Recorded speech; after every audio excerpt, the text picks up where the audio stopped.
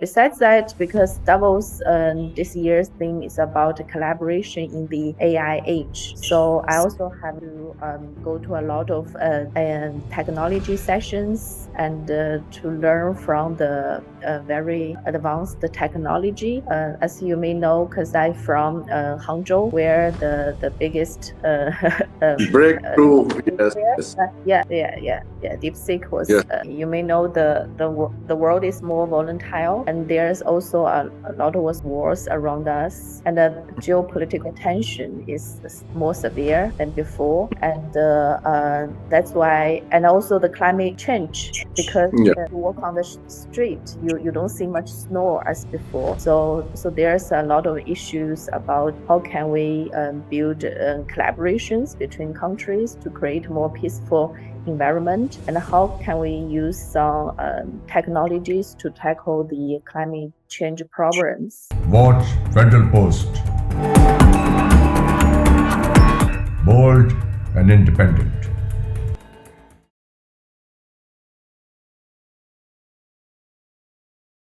Assalamu alaikum. This is Hassan Zafar. This is program Talking Politics. I'm joined by Catherine Zhu.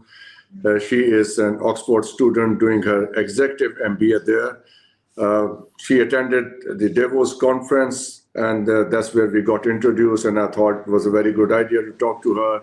She is from China, living in the United Kingdom these days, and she has experienced the Davos conference. Thank you so much, Catherine, for joining me. Thank you so much for an introduction. Yeah, I had a wonderful time in Davos because this is my first time to come to Davos Congress.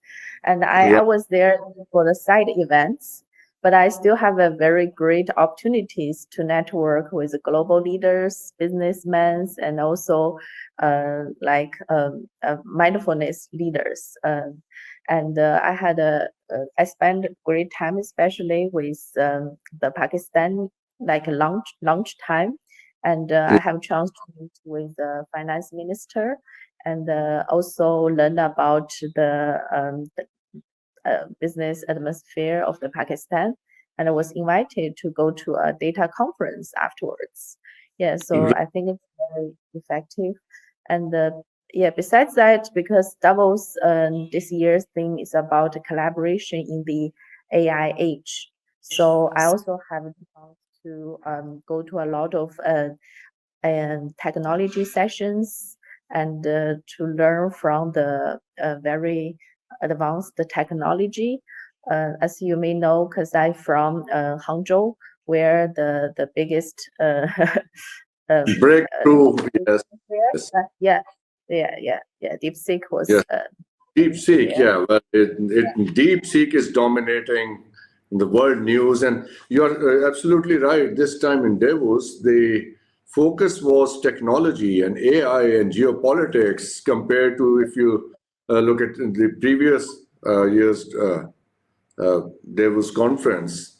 It was more about economic development. It was more about human rights and those related subjects. But this year was totally different, and my personal feeling was that all the Europeans that we met there was a realization that their place in the world, as it was in the previous decades, last 6-7 decades after the World War, that is crumbling down. Did you have the same feeling when you were talking to them, that they were worried about their place in the world, their economic prosperity was at stake? Feelings like that?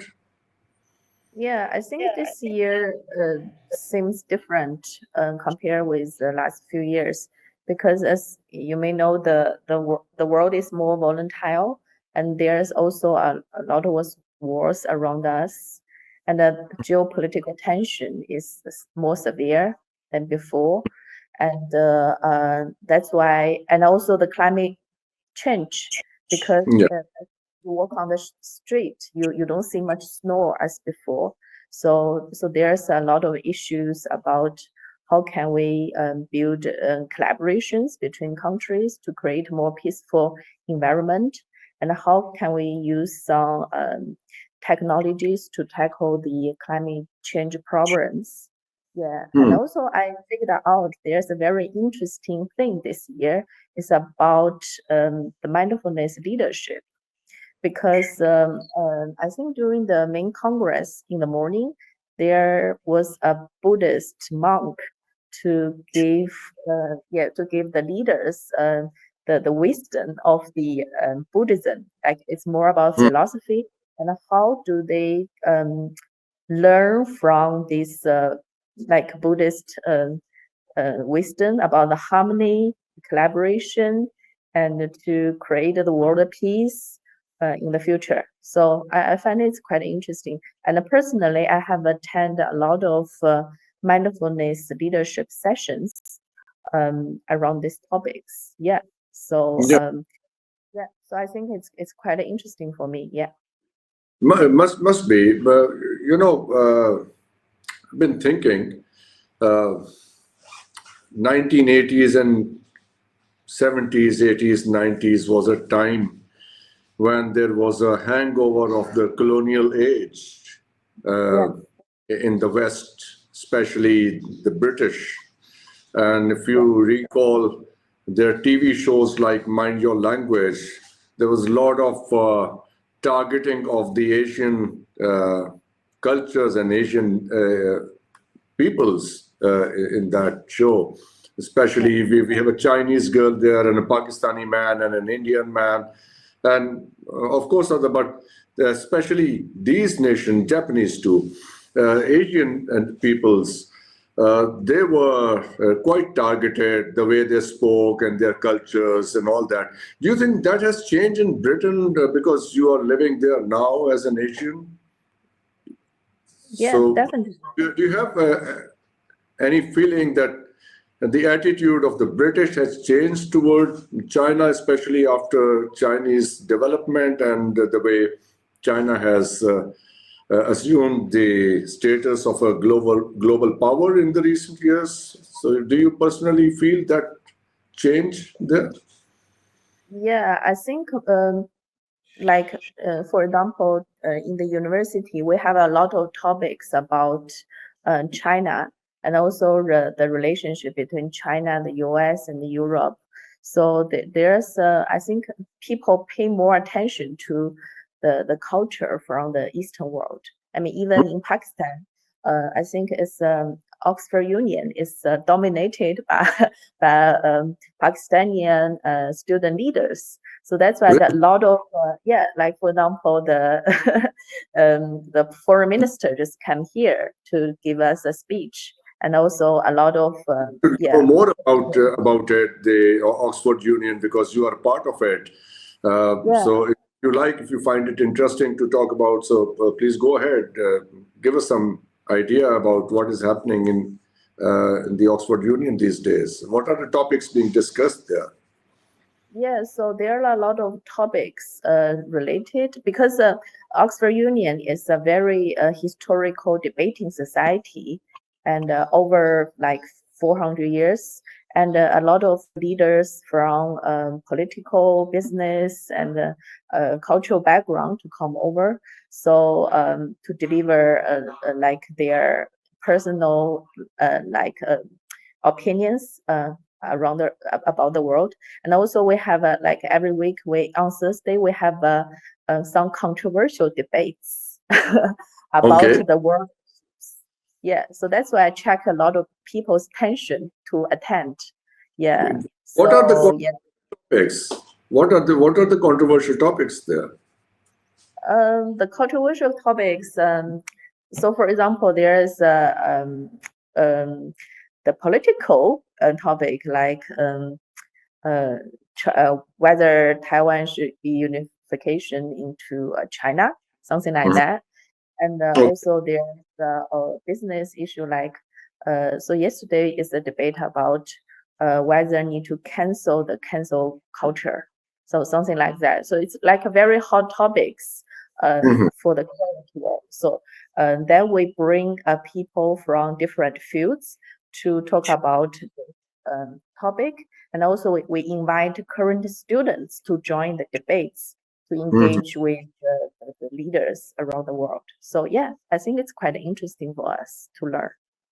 Certainly, because if you look at the recent developments that have taken place, especially after Trump administration took over in the United States, and the first thing they did, they pulled out of the Paris Agreement. Environment is not a priority matter for them, which was, of course, a priority thing in Davos, because a lot of people were talking about it. And they also withdrew their support in Ukraine. And they also told the Europeans, rather talk down at them, if you like to put it that way, J.D. Vance, when he went to the Munich conference. So there is a lot of upheaval going on in Europe. And in the midst of all this, if people are talking about the unification of Taiwan with China in the Oxford Union, so I think that that's a very interesting thing, because Europeans and the British, of course, they find themselves at a very difficult kind of crossroad in history this time, because they don't know where to look. And of course, China is very, very important for them too, because it matters a lot. So how do you feel about all these changes taking place in the world as a Chinese woman yourself? What are your feelings? Yeah, so it helped me to increase the awareness, especially with our neighbors like Pakistan, because you participate in the Silk Road projects. Now we have just finished a joint project for the world's largest airports. So I think the economic growth for us, between us, is huge, a huge potential in the future. Certainly. Yeah, I think also the collaborations and the political relationships is getting closer and closer. So I think in the future there would be big opportunity for us in terms of the economic business. In the future. So I'm really positive. Catherine, there has been a lot of propaganda about China-Pakistan relationship, and I'm sure you are aware that many forces became quite active about sabotaging the CPAC, China-Pakistan collaboration. Political problems were created, other things came up. How do you see all these developments on the political side, trying to sabotage the relationship? Not only the relationship, but also the projects per se, if you like to respond to this. Yeah, so I think the Chinese government are really supportive to invest in Pakistan, and also there's a lot of state companies they encourage to go there and to use the government for certain projects. And especially because I work for the venture capital industry, a lot of, because we see the huge potential growth in Pakistan in terms of your huge population and also your consumer demands. So, for example, my venture capital friends they already made an investment in the e-commerce in Pakistan. There will be, I think Pakistan will follow the What are the potential areas in Pakistan that you would like to highlight, the potential areas for investment, or the Chinese investment or collaboration between China and Pakistan? What are the key areas? Because I heard from the Congress, the Davos Congress, you mentioned about the data center you are building, and also I think there's a huge infrastructure like you need to build this kind of data center. So I think the Chinese we do have these facilities and also investments to help you to build this infrastructure, and I think some big monopolistic companies already made a huge investment in Pakistan, such as like China Mobile, like long time ago. You already We have did a lot Zong, of yes, yeah. Zong company, yes, operating in Pakistan. And we've, frankly speaking, we're very successful too. That company, people really prefer Zong service in this country. This is good news for both countries if we can work together. And of course, we are neighbors and we have all our lives to spend together as neighbors. So we need to have a better approach towards collaboration and working together. Uh, it cannot be overemphasized in any way, this kind of thing. But on the other hand, we have a shared neighbor, that is India, and India-China relationship. There's a huge trade volume between the two countries, which was clearly in Chinese favor, if you look at the trade. But whenever I talk to Chinese people, especially Chinese business people, about investing in India, they always showed some reluctance in that direction. Why is that? India is a very good potential market. So why the Chinese companies are so reluctant to invest in India? They're okay with the trade, but not okay with the investment. Why is that?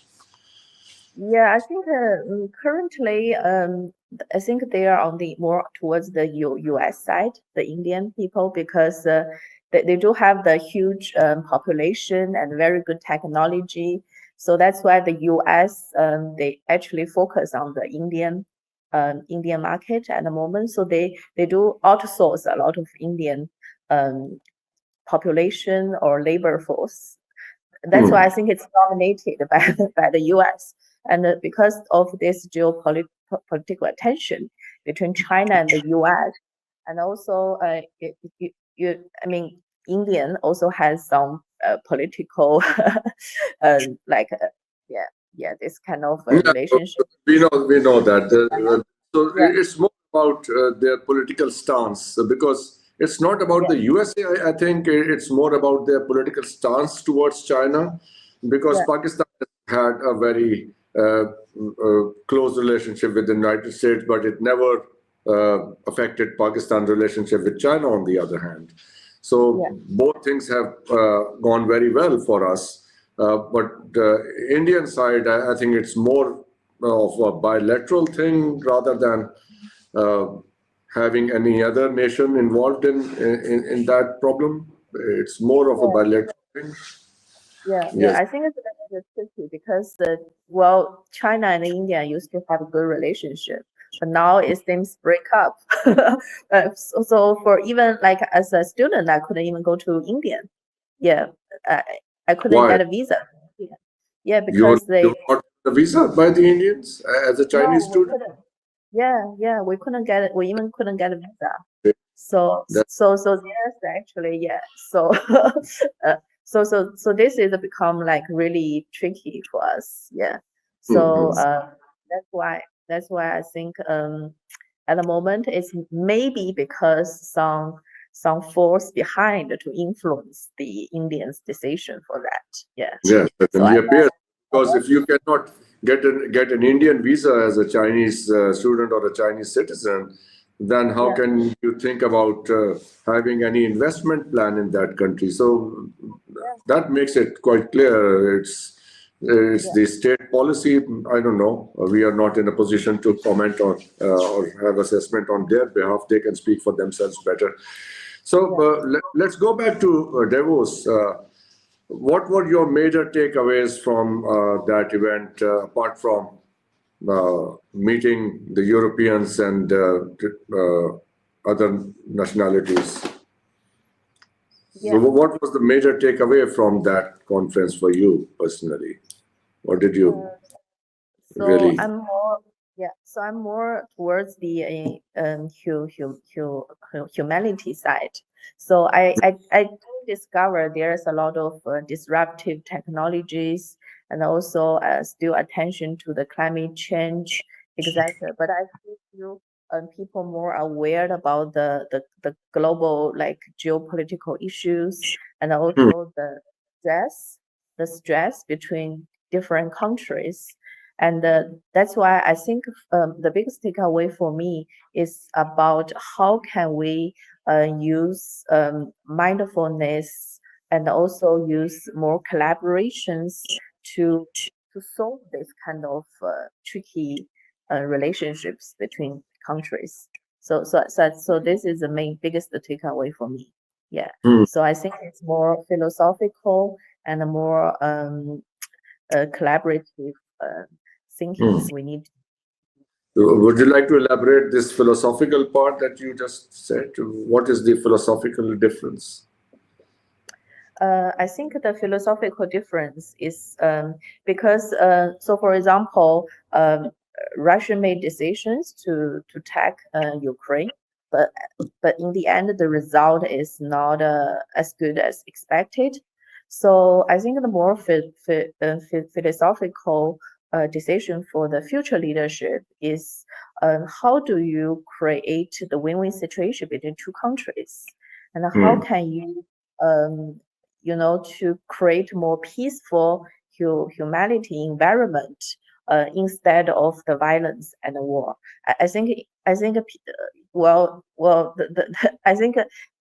everyone and every country needs to have peace and needs to have a very better economy and political relationships between each other. So So I it is think an entirely different philosophy because we have seen the way United States has functioned as the sole superpower in the yeah, past 4 decades. It was more wars and it was more aggressive stance and aggressive policies. But on the other hand, China has never shown any uh, hints of invading a country or taking over or launching a military operation anywhere. yeah. There are no Chinese air bases in other parts of the world like the United States is at. So it's a different philosophy. That's the philosophy of connectivity rather than uh, attacks and invasions. Is that what you mean by a different philosophy? Yes, I think for the Eastern philosophy, we are more towards Buddhist like peaceful and Hmm. harmony environment. But as you can see, the China become actually tougher these years in terms of in terms of the trade and especially to technology protection, etc. So I think China is it's became both hard and soft power together. Yes, it combines the both. It's not always take it back and become very just agree with all the things. But I think that China is more engaged in the global stage and take initiative for example the Silk and the Belt roads and because I think China wants to show it's the second powerful force in the world. So I think China is become more aware like in the world stage. So Yeah. that's why. You're saying that there is a awareness growing within China among the Chinese people that they have a global role to play now. So you are preparing yourself for that kind of role. Uh, is that the feeling amongst the Chinese people the moment that they Yes, have a greater yeah, role to play? yeah. I think we do prepare to take the more challenging and a global role in the future, because I Mm, think in the future the environment will become very uncertain and then more challenging in the future, and mm, I think now China is prepared for that, and I think that China has already in terms of innovation because of the trade war. So China is more innovative than before and wants to be because when you go to China, you will be amazed about how disruptive technologies China have compare with the Europe and the US. So I think in the future, China will become more powerful in terms of innovation. Yeah, And for this. DeepSeek is one proof, and it came out from where you actually belong, the same town from where this DeepSeek was created. So, Yes, yes. would you like to talk briefly about it, how it all started, what it means to China, to the Chinese people, this kind of technological breakthrough? What does it mean to you? Yeah. So I think when DeepSeek came out, I think it's everyone says it's better than the ChatGPT because it's open source, and also there's a lot of data, big data for that, and it can produce more efficient and open source information for people. So I think that's why the China, in terms of the information technology, we are far more ahead, I think, for that. So I think in the future there will be more like more developed and innovative technology solutions to compete with it. Yeah. Okay, one last question. You are studying in Oxford, of course, top class, let's say #1 university in the world at the moment. Times ranking, if you look at maybe #2, #3, but top 2, 3 yes. You also studied in Chinese institutions. How do you compare the Western institutions? You went to LSE, London School of Economics also, right? Yeah. So you have plenty of exposure to the British universities. How do you compare Chinese universities today with the British universities, these very, very highly reputable institutions? How do you compare these? Yeah. I think it's a little bit difficult to compare because Oxford is very diversified, very international atmosphere, and you have and it's, I mean, it's like 100 years, and it's very rich in the history and the culture, and the Chinese university is very newly established, and where like mainly Chinese students. So for me, I mean, certainly the Oxford provided me with more global dynamics and also diversity, and I can also engage with the global leaders. So, for example, this unique Oxford Union provided me a platform to engage with the global debates and issues, which can enrich my experience and mindset. So I think it's quite different for that. But I think the That's Chinese a very good comparison, and a very important one too, because a multicultural experience and meeting different people, engaging with different ideas, I think that really adds up to your personal growth. So that's where we are. Yes, you want to say something before we take leave? Yeah, so for the example, I figured out a lot of Pakistani prime minister was from the Oxford. Yeah. Yes. So I think it's also very good training platform to provide some political leaders as well. So yeah, I was really amazed about that. But China's political environment is different. So that's why I think Chinese people were more quiet for the for the this politics subjects. But I can feel like you are more ambitious and driven. I think we have to learn a lot from you in the future as well. You certainly will. Thank you very much, and all the best. All the best for what you are doing in Oxford now, and for your personal and future development. Thank you very much, Catherine, for joining. Thank you so much. It's a pleasure talking to you. And I hope you enjoyed this discussion to our audience. Take care of yourself. Khuda Hafiz. Pakistan Zindabad.